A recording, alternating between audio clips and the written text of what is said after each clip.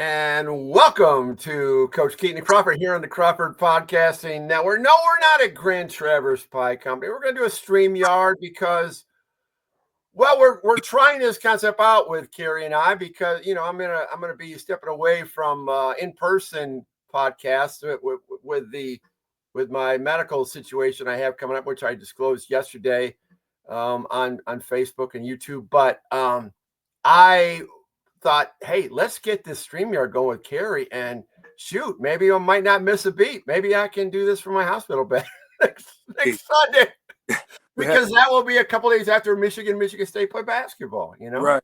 You have to make sure you had the private room, though.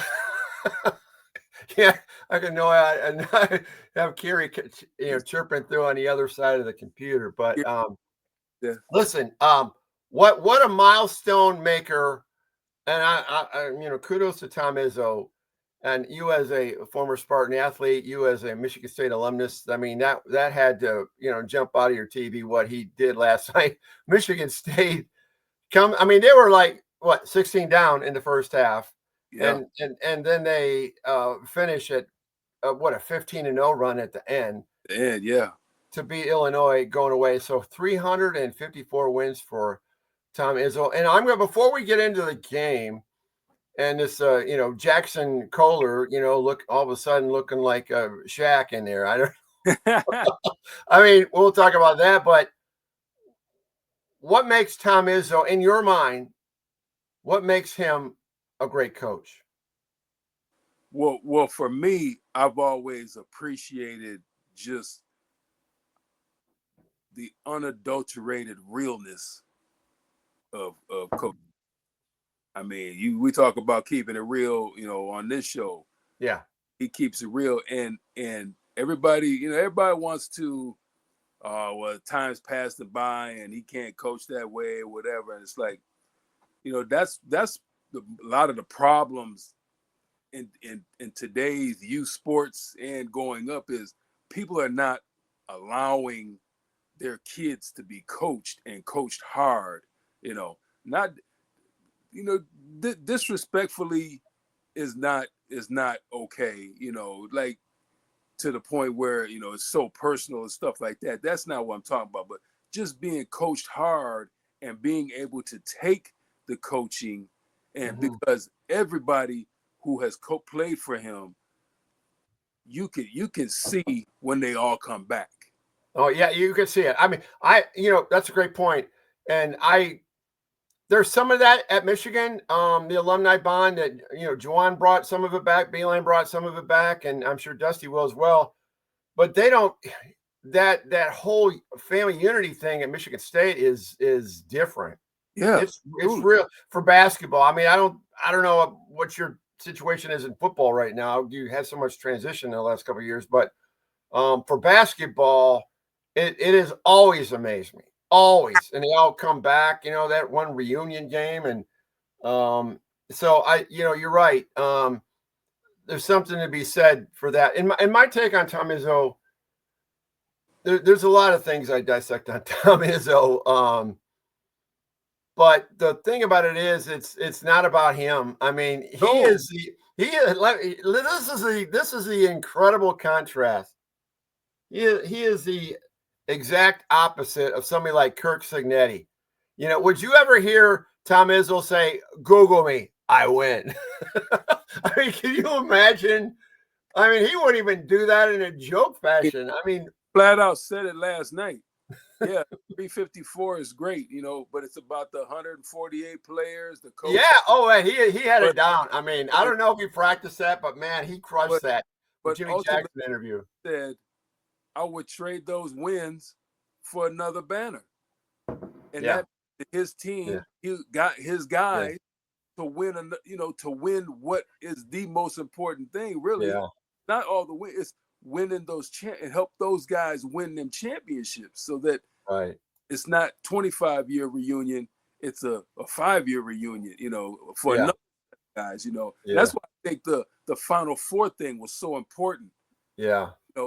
No, I want these kids to experience and those things that not a lot of people get to experience. And that's that's been my biggest thing, like, in coaching all this time, like trying to help a kid go to a college so that they can experience all the things that I was able to experience. Yeah. And better. Yeah. You know, talk about all the time, and I'm like, I'm not jealous of what the guys have now, because what they have now is so amazing. Oh yeah. All the Oh yeah. the facilities and stuff like that. Like, I'm not jealous of that. I'm envious of that. Yeah. But I just there's a difference. That's a good way to phrase it. Yeah, that would have been nice. You hear, well, that'd been nice. We had that. I hear that from former Michigan basketball players come back when absolutely they're in the dark, dingy days of Chrysler, when the facilities, even 20 years ago, were not anything compared to what it is now. But back to the 354 Michigan State. That any Indiana loss earlier in the week was head scratching with that zone. And you go to Illinois, which is the freakiest team in the history of college basketball this year for Brad Underwood.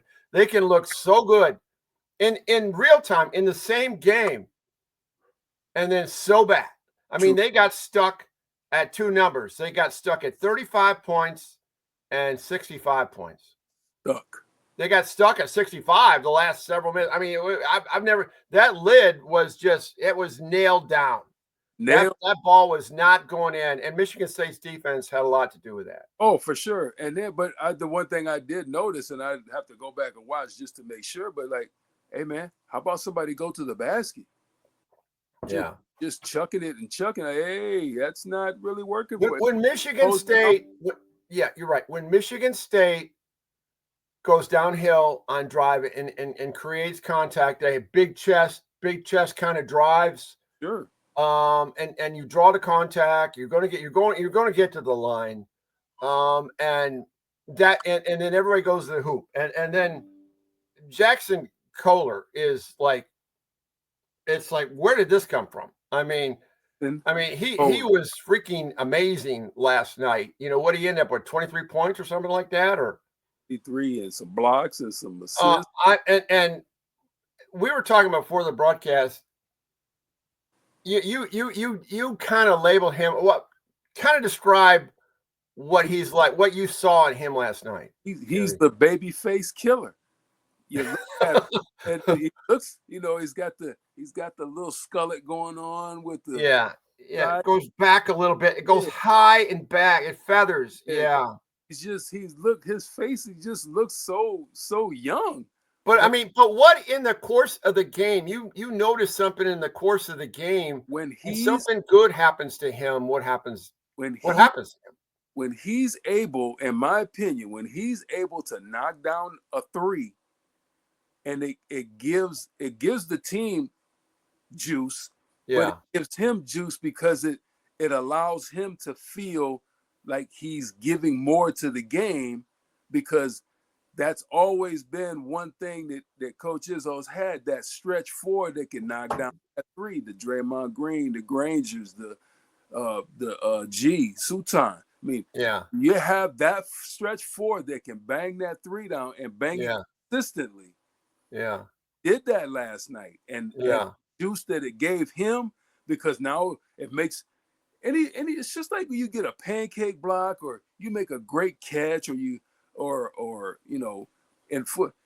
you do something that helps the team so much better. It makes you feel better. So now your defense is better, your rebounding is better, all those things, and it just comes from, in my opinion, him being able to knock down that three. Yeah. And I think 3 for 4 last night. The dagger at the end was huge at the shot. Firing, like, it's his night. And I have some stats up here. Jaxon Kohler was 9 of 13 from the field, 4 of 5 from 3-point land. Hello, like, where did that come from? He had 10 boards, 6 offensive boards, huge. 6 offensive boards. And you know what I like about him, and I wish more big men would do, is when he gets that rebound, the instinctive is to put it back up, and a lot of times you get it swatted or something like, which is that's good. But man, he does not hesitate reversing it to the point, and he knows when he reverses the point, he knows where everybody is. No He doubt. knows where his two guard is, his point guard, and his three. It's uncanny. I noticed it last night. And that's being a product and a student, but he's being taught. And I'll go ahead and throw it out there. That's big credit to Sadie Washington because he's working with those guys. Yeah. Oh, Sadie. Oh, yeah. Hey, I miss Sadie at Michigan. I mean, he's doing. That was a good get. I thought Trey Holloman was terrific last night. As he's been. He's your football player on the basketball team kind of guy, don't you think? I love him to death because of that. That's the toughness that there's a reason why it's been 25 years since they've hung a banner, because in my opinion, the last real football player we've had was Gary Harris. Yeah, that's true. And Denzel Valentine, played some high school football, and he had that mentality as well. I still think moving forward, Jeremy Fears is a key on this team, and he had 23 minutes. He had 4 points. I mean, he's had a couple of bad games, but I think if he steps up, then they do indeed have it cooking. But I think they're going to have to get that. They're going to have to get that out of him. I really do. For them to win a Big Ten championship. He is so much a pass first. He is. Guard, which he's looking for Jaden Akins like all the time. It's like son, you could put the ball in the basket too. It's okay. Yeah. No one's gonna be mad at you. Yeah. Because he could get downhill and go shoot some free shots. Yeah. Yeah. He's got a great first step. Take it back. He does. Okay, so this Big Ten basketball race. I've talked about it. This is what gets us through the cold winters, and my God, it's cold and wintry outside today and this coming week. But Michigan has a really critical game today at 1:00 in Columbus. I mean, they're in first place by and one in the loss. They got 2 losses. Michigan State has 3, and now Purdue. That was a big game. I mean, Wisconsin comes in there and just slaps them around silly down the stretch. And it's like, thank God Michigan got Wisconsin, from my standpoint, in December and not like right now, because they're playing really, really good. Greg Gard could be Big Ten Coach of the Year as much as Dusty May. I mean, he's done a great job. He can get it done. Yeah. He doesn't get as much respect and appreciation as he deserves. Yeah. He's good. So big game today, and then Michigan State's got Purdue coming off that loss on Tuesday night, and then the big game on Friday night at Chrysler. That's going to be something else.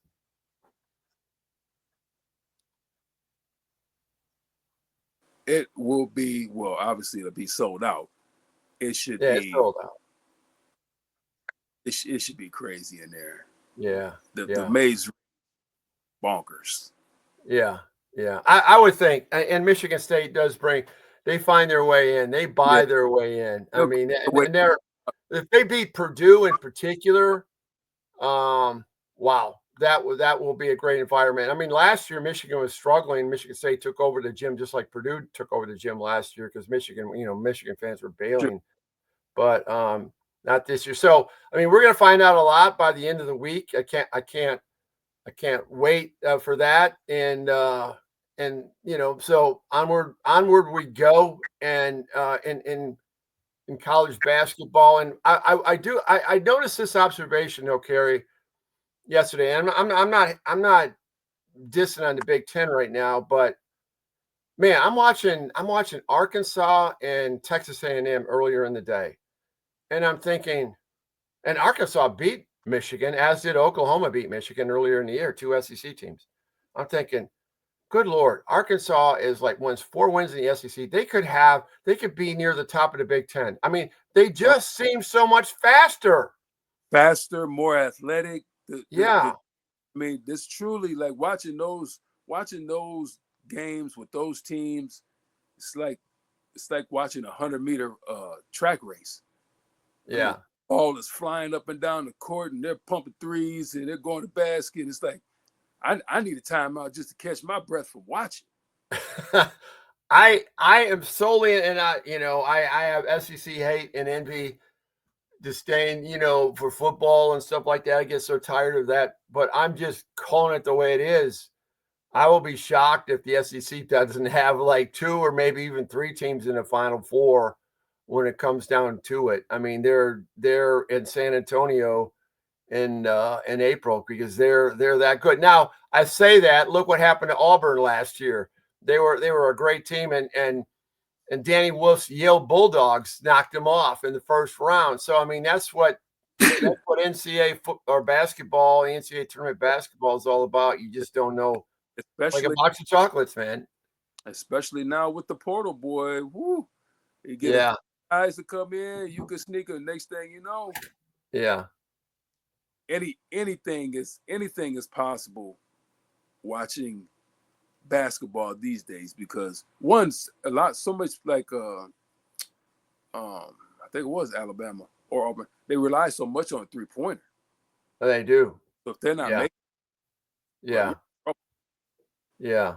No, I want to ask before we close out, I want to ask you, what's the life of a college football player right now in February, in terms of what you went through and what do you think they're going through right now? Spring football is what, a few weeks away after spring break? Is that how that works? I mean, so what? I mean, are you fat and sassy? Not put. I mean, what is the mindset? Or is this is when the work gets done? This is, well, when we were there, we had little winter conditioning stuff, whatever. Nowhere near compared to what they're doing now. Okay, did you have from my understanding, Perlis had this Friday morning thing after the bar at Jennison Fieldhouse, running around the track, and everybody's throwing out because they've been drinking the night before? Oh, Kerry was never a part of that because Kerry wasn't out doing no drinking. So okay, but I mean, Friday, did you run at Jennison on Friday mornings? Oh, I never spent a day in Jennison. Really? We had winter running winter conditioning three days a week. Basically same time practice in the weave, doing just running and blah blah blah, and then you had to stuff like that. But we didn't like I had between my junior and senior year, I had class. Okay. I had to go do it with Pat Shermer on the side. Like, Kerry, you got to go back. Hey man, I got class. Ain't nobody paying no tuition around here for me. I gotta go to class. Yeah. So yeah. You start doing something for me, I'll figure it out to where I can take a class at a different time. But I was getting, that was getting close to graduation. So I mean, I had to classes aren't offered any other time, and I'm not waiting. You know what I'm saying? But now in the morning, and there, I've talked to my people out there to see how our kids are doing out there, and Evan and Charlie are killing it. And Jace is figuring it out where, this is not high school anymore. This is Jace Clarizio is an early enrollee, so he's at Michigan State now. Yep. And that's got to be, and I know this has been going on for a long time. That's just got to be weird. You go from high school one week and you're in college the next week. Yeah. I mean, literally. I mean, it's not like you have a summertime to get process this whole thing. Yeah. You're all of a sudden you're there. Right. But I guess the good and bad, depending on how he handles it, is he's still 5 minutes from school. That's true. He's probably not a good example, but I mean, over and watch the Waverly East Lansing basketball game if he wanted to. Yeah, you're right. Go to prom. He's not with those guys that if they left and they're at. That's true. Either went to Alabama and early enrolled. That would be hard. I would think that would be a jolt. I think that'd be different for sure. Yeah. You have to really be committed to where you want to go to college, all that stuff, because like you said, no, this is it. Here you are. Well, they own you. I mean, you have been purchased, and you are an ownee. Yeah, and the proverbial light has come on Yes, his head, and he's really doing well. And so, really happy is because what like I said, what they're doing, and what like Coach Manny did. Like, there's nothing like what we did. I mean, so much more and so much better than what we did. We're in a different era right now, and it's like it's a year-round process, and absolutely, it's so competitive. And now there's NIL money hanging out there, and So like when you said that's a whole other animal. You're sitting back fat and sassy, like no, you everybody's watching. Yeah, because everything is recorded. The stuff that they're doing, all that stuff. Well, you didn't work very hard yesterday, Kerry. So, what's going on? So, your spots are being won and lost every day out there right now. So, you better be had your foot down on the pedal and doing it. If not, they'll find somebody else. That's true. There's plenty to choose from. Absolutely. Well, he's Kerry Keyton. I'm Tom Crawford here on the Crawford Podcasting Network. Coach Keyton and Crawford is the name of our podcast. We talk coaching. We talk, obviously college football, college basketball is our focus, and we'll see what next Sunday brings. If I can hop on there with you, Kerry. If not, I'll definitely after my hospital procedure this coming week.